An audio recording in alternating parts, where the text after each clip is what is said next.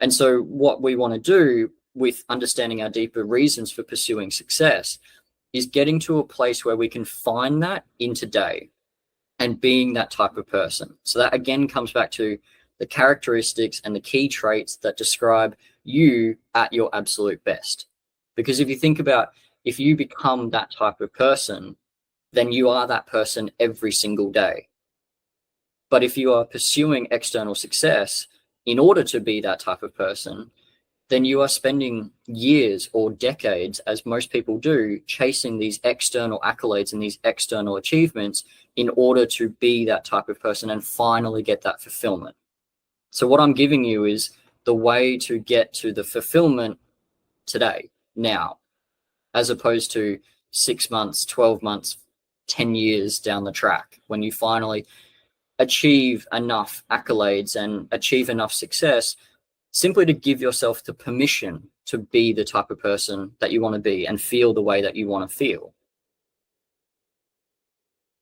So this is probably the best tool that I can give you, and I can give any athlete that I've worked with, to really assess and progress the type of person that you are, and that is internal metrics. So the first thing is the self-assessment. So again, the vision that you created with the characteristics and the traits and the type of person that you want to be, whatever words that you use, whether that's freedom, whether that's peace, calm, confident, relaxed, the words that you use, we then want to measure that out of 100. So every training session, every day, every game, rate yourself out of 100. Freedom, peace, calm, relaxed. What are the characteristics of you at your best? And how would you rate those out of 100? Each day, each training session, and even rating your subjective performance. Because there's a very close correlation between your internal metrics that I'm talking about here and how well not only you objectively perform, but subjectively perform as well. And that comes into enjoyment and fulfillment and things like that as well. So again, that permanent state as opposed to just chasing wins. So the self-assessment is, out of 100, how would you rate your freedom? How would you rate your peace? How would you rate your confidence? Now, on the back of that is, what is preventing you from being at 100%? That's the key question with these internal metrics. What is preventing you from rating yourself out of 100? What is preventing you from feeling 100% free or feeling 100% at peace? And that's when you start to dig deeper. That's when you start to look at the external pressures of, I'm not feeling 100% free because I'm worried about what my coach will think. I'm worried about hitting a bad shot. I'm worried about not being selected in that team. And you start to dig deeper and deeper into what is preventing you from feeling the way that you want to feel and feeling the way that you do feel when you are performing at your best. And again, this is a shortcut to, instead of a technique and a tactic to try to feel better, you are simply removing what is preventing you from feeling the way that you want to feel. It's about negation and elimination, something that I teach in my program, The Cure. Step 4 is E for elimination. It's eliminating what is preventing you from being the type of person that you want to be, from performing at your best.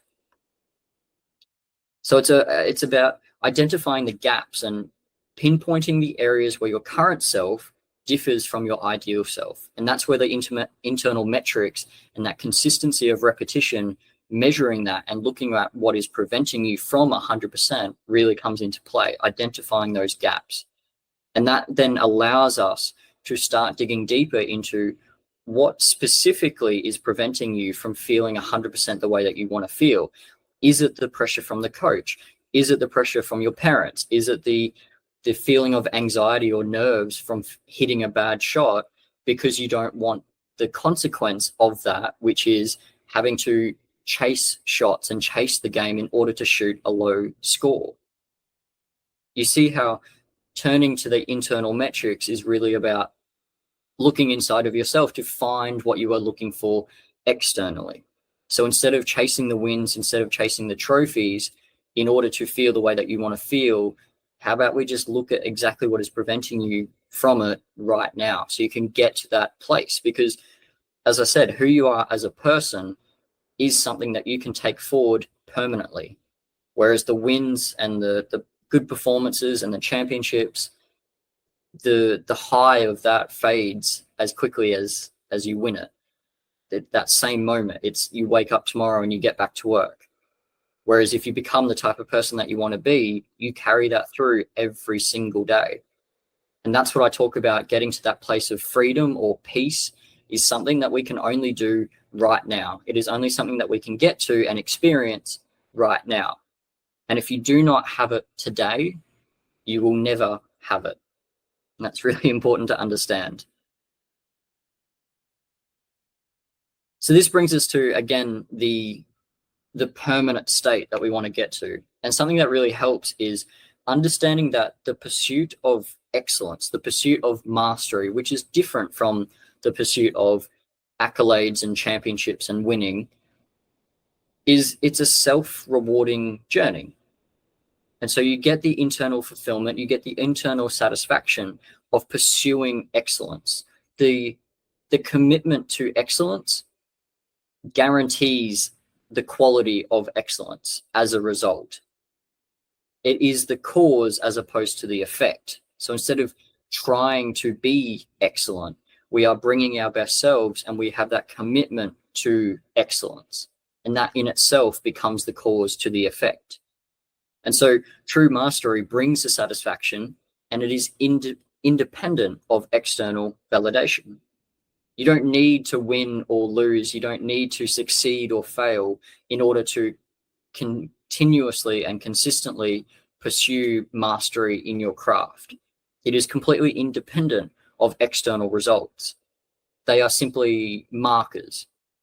And so instead of riding the roller coaster of winning and losing and performing well and not performing well and good days and bad days, you quite literally step off that roller coaster when you are pursuing mastery, because you are free of all that. You are just devoted and immersed in your craft.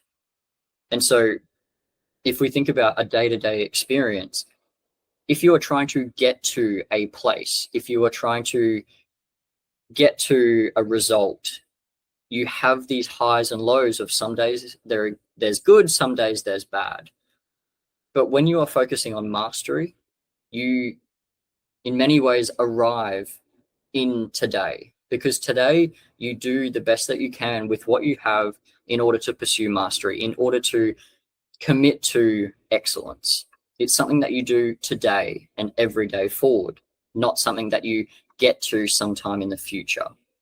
Do you see how it's the characteristic of the commitment to excellence, the commitment and the pursuit of mastery, not the destination of what that brings, the winning, the losing, the mastery, the excellence itself. It's that characteristic trait. And so again, excellence and mastery is removing the obstacles and eliminating the barriers that prevent you from unleashing your full potential. So you clear the path to your ultimate state of performance. You remove what is preventing you from pursuing mastery. You remove what is preventing you from pursuing excellence and experiencing peace and freedom right now in the moment.